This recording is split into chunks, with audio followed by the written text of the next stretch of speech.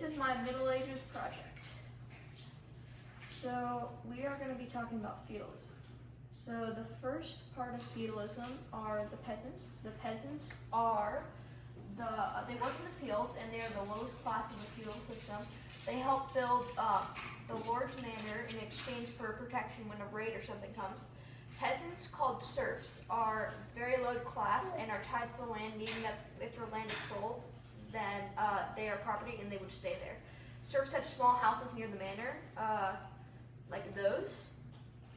And most areas had a church, so there's my church over there, and that's where the serfs and the peasants had practiced Christianity. These knights right here are the next part. These are they protect the kingdom, and they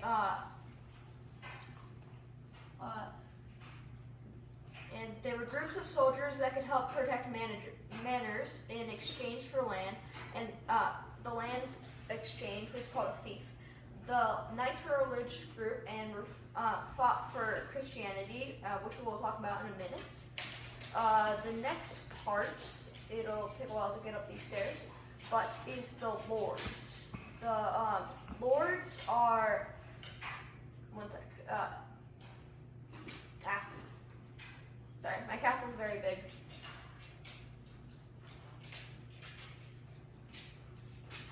I'll probably cut out this part. And so this is the lord and the lady.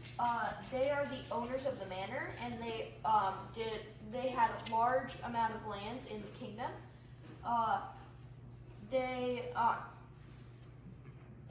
So they would pledge their loyalty to the king and give them knights for protection when a raid or another group is coming to attack the kingdom. And in exchange, they would get more land to expand their manor. So finally, we have our king, which the king is this is the peasants. This is a good point to talk about it too.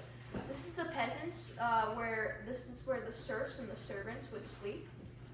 And then so next up would be the king. I'm making this story up that the king wanted to visit this manor. So the king would be is the top of the feudal system, and he would like rule the entire kingdom. So he controlled most of Europe. And to show you an example of this, I will go over and to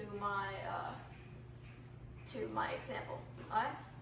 So this is my. These are the peasants. They're in the lowest class. These are the knights. They're pretty low, but they're still pretty good. These are the lords. And these are the kings. The kings were at the top, then the lords, then the knights, then the peasants. Okay. This is my church where people practice Christianity. And so, to talk about some Christianity, Christianity is a belief in one God, and it started with Jesus, who was believed to be the Son of God, or God in the flesh. In the scene, Jesus and his 12 disciples are having what is known as the Last Supper, which is when after this meal, Jesus is betrayed by one of his disciples. Let's say it's this guy right here, because he's evil. He looks evil. And so he's crucified by the Romans. As you can see here, crucifixion is when somebody ties you by your hands and your legs and hangs you there until you die. So after Jesus died, he got resurrected, which brought Christianity back to his disciples and out into the entire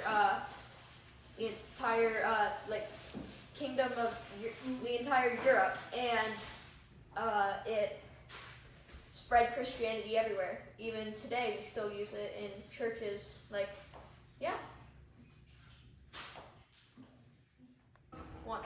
So we're going to be talking about Richard the Lionheart. this is Richard the Lionheart right here. He was the third in line of his brothers, and he thought he had no chance of being king, but when he died by a pig, the eldest, and then after a bunch of revolts, he was the most trustworthy, and he eventually did revolt, but he fought against his brothers as well after the revolt, and so he went to the Third Crusade, which I couldn't put him on a horse, but he did the Third Crusade, and then when he came back, he was kidnapped, and then he was returned shortly after, and he died in 1199. So after Richard died, the youngest brother, John, was the most trustworthy person to take the throne, so he was being king, and so eventually he was a pretty bad king, and he lost a lot of his land, and eventually he had to settle to make a peace treaty with the Magna Carta, which actually hurt him a lot, and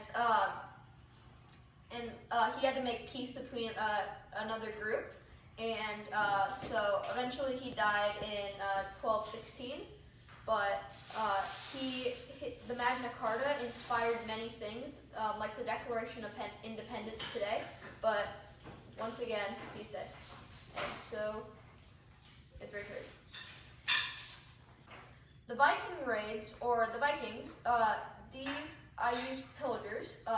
So this is what a Viking ship is, and Viking ships were very powerful because they could move really fast and they could go really quietly. So that's why they were so successful in all the raids.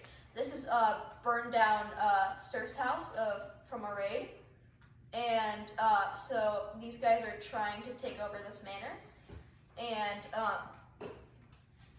so these the Vikings were like they had a lot of land from conquering a lot of places, but and they had a bunch of people feared them, but eventually they stopped raiding Europe in 1066.